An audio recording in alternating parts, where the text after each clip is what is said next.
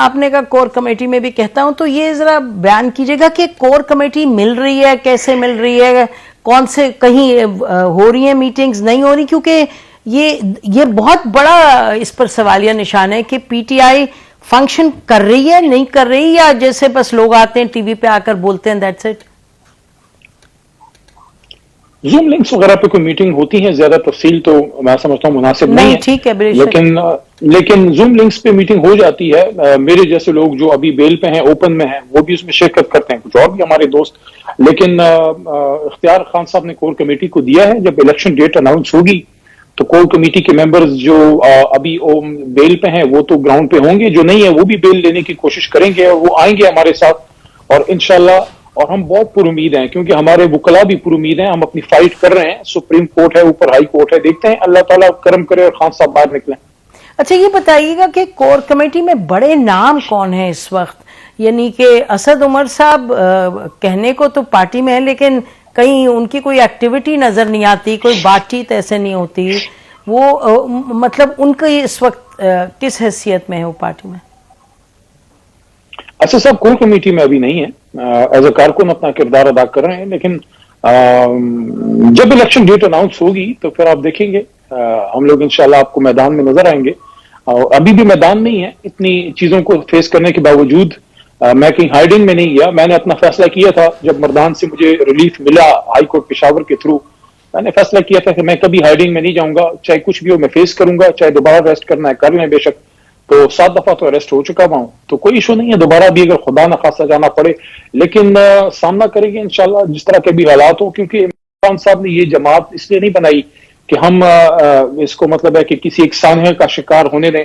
جن لوگوں نے غلط کیا 9 مئی کو ان کو سزا ضرور ملے، لیکن باقی لیڈر ہمارا پرامن پاکستانی ہے، محب وطن ہے، جماعت محب وطن لوگوں کی ہے، ایجوکیٹڈ لوگوں کی ہے، اور کوئی اور جگہ نہیں ہے جہاں مڈل کلاس پڑھے لکھے لوگ اور پاکستان سے محبت کرنے کے لیے وہ لوگ جو ملک سے واپس آنا چاہتے ہیں، ان لوگوں کے لیے مجھے بتائیں کوئی ایونیوز کسی جماعت نے کھلے چھوڑے نہیں ہیں، وہ تو ذاتی کارپوریشنیں ہیں، ان میں تو یا تو آپ بھٹو فیملی سے تعلق رکھتے ہو یا بسد احترام شریف فیملی سے تعلق رکھتے ہو، then you can go and aspire for leadership, otherwise تو آپ کے حصے میں یہی وہاں پہ تو پیچھے کھڑے ہو کے ہاتھ باندھنا ہے۔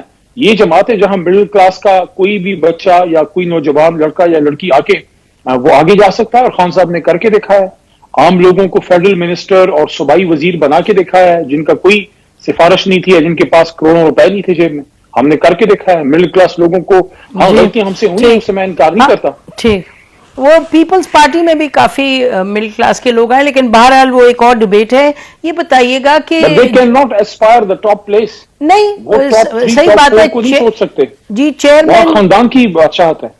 جی ہاں، اس وقت خاندان تو نہیں ہے پی ٹی آئی میں اس طرح سے، کیونکہ عمران خان صاحب اکیلے ہی ہیں اس وقت۔ اچھا اس پہ یہ بتائیے کہ جو الیکشن کمیشن نے ابھی تک آپ کو بلے کا نشان کنفرم نہیں کیا۔ الیکشن کمیشن ہمارا پاکستان کا الیکشن کمیشن ہے، اور اس کو پاکستان کا الیکشن کمیشن ہی بسد احترام بن کے دکھانا چاہیے۔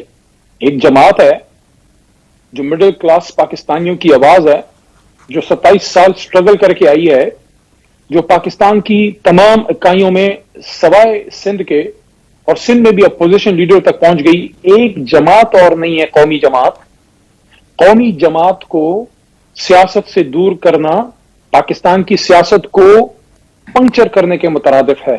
قومی جماعت اور قومی لیڈر قوم کے لیے اتنا ہی اہم ہے جتنا ملک کے لیے آئین ہوتا ہے، ملک کے لیے اس کے بنیادی کچھ اکائیاں ہوتی ہیں۔ قومی جماعت سے اور قومی لیڈر سے ملک کھٹا ہوتا ہے، اس میں سیکٹریزم نہیں پھیلتی۔ ہماری جماعت میں کوئی سنی شیعہ کی کانسیپٹ نہیں ہے، کوئی دیوبندی بریلوی کا کانسیپٹ نہیں ہے، کوئی پشتون پنجابی کی بنیاد پہ یہاں عہدے نہیں دیے جاتے۔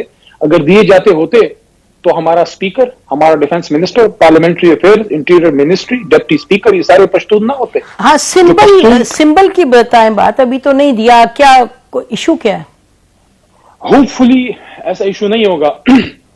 میں کلیئر کٹ یہ بات کر رہا ہوں، اگر پاکستان میں ہم سب یہ سمجھتے ہیں کہ سیاست کے ذریعے، جمہوریت کے ذریعے اس ملک کو چلانا ہے، اگر چلانا ہے تو دیکھیں ماضی میں ڈکٹیٹرشپ میں بھی کچھ نہ کچھ چلا ہے، جس طرح بھی تھا، گھسیٹ رہے تھے، چل رہا تھا جو بھی تھا، لیکن اگر جمہوریت سے چلانا ہے تو پھر بڑی جماعتوں کو آپ نے نکارا نہیں کرنا, ان سے سمبلز نہیں لینے ہیں. بڑی جماعتوں میں کوئی خدا نخواستہ ملک دشمن ہے, علی محمد ہے, اس کو اچک لو, اس کو سائڈ پہ کرو. علی محمد اگر غلط ہے اس کو سائڈ پہ کرو, لیکن میری جماعت کو کچھ مت کہو, کیونکہ میری جماعت امین ہے پاکستان کے لوگوں کی خواہشات کی. اسی طرح میں تو اس بات کو بھی کہتا ہوں, ہماری تو جماعت میں کشمیر میں, گلگت بلتستان میں, پختونخوا میں, بلوچستان میں کوalition, پنجاب میں, مرکز میں حکومتیں بنائی, سندھ میں اپوزیشن لیڈر, واحد قومی جماعت ہماری بن کے رہ گئی ہے. لیکن میں تو اس پہ بڑا کنسیڈریٹ اوپینین ہے کہ اگر بلوچستان میں کوئی ایسی جماعت ہے جس کا پورے پاکستان میں ایک بھی سیٹ نہیں ہے, اور صرف بلوچستان میں صوبائی اسمبلی کی ایک سیٹ ہے ان کے پاس, لیکن ایک سیٹ ہے, تو اس کو بھی آپ قومی دھارے سے باہر نہ کریں, ایکسکلوزیو پالیسیز کی بجائے انکلوزیو کریں, لوگوں کو قومی دھارے میں لے کے آئیں, کیونکہ جتنا آپ لوگوں کو قومی دھارے میں لے کے آئیں گے, جو نفرت بیچتے ہیں, جو فالٹ لائنز پہ کام کرتے ہیں, وہ دور ہوتے جائیں گے, وہ کلیئر ہوتے جائیں گے, ان کے چہرے آپ کے سامنے آ جائیں گے جب آپ لوگوں کو قومی دھارے میں لے کے آئیں گے. جو بلوچ پنجابی, سندھی مہاجر, پشتون بلوچ یا پشتون پنجابی یا سنی شیعہ کے نام پہ اس ملک میں نفرت پھیلاتے ہیں, جب آپ ان جماعتوں کو قومی دھارے میں آنے دیں گے, ان کے چہرے آپ کے سامنے بے نقاب ہو جائیں گے. نفرت پہ جو سیاست کرتے ہیں وہ ملک سے دور ہوتے جائیں گے. جی, یو میڈ یور پوائنٹ. یہ بتائیں کہ 2 دن سے بات ہو رہی ہے کہ لاہور میں کوئی جلسہ کرنا چاہتی پی ٹی آئی, اور اس میں ابھی ڈی سی نے اجازت نہیں دی, تو آج کورٹ نے کہا ہے کہ ڈپٹی کمشنر ہیں وہ کل تک اس پر رپورٹ دیں. تو اس کا کیا ہے مسئلہ, کیا ہے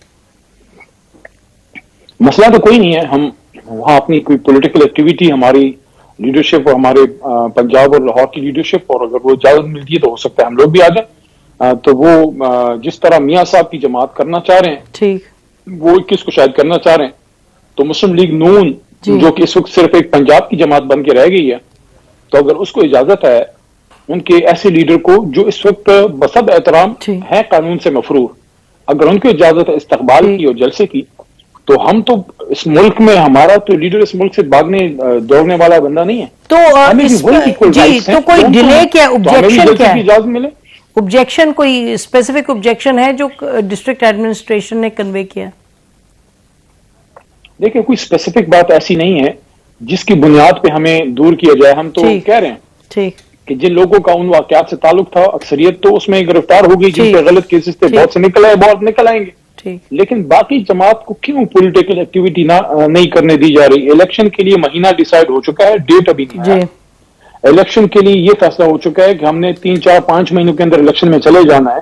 بڑی جماعتیں ایکٹیویٹی سٹارٹ کر چکی ہیں, پشتونخوا میں ANP اور جمعیت علماء اسلام, جماعت اسلامی نے ایکٹیویٹی سٹارٹ کی ہیں, پیپل پارٹی بھی شاید کر رہی ہے, نون لیگ نے جلسہ اناؤنس کیا ہے.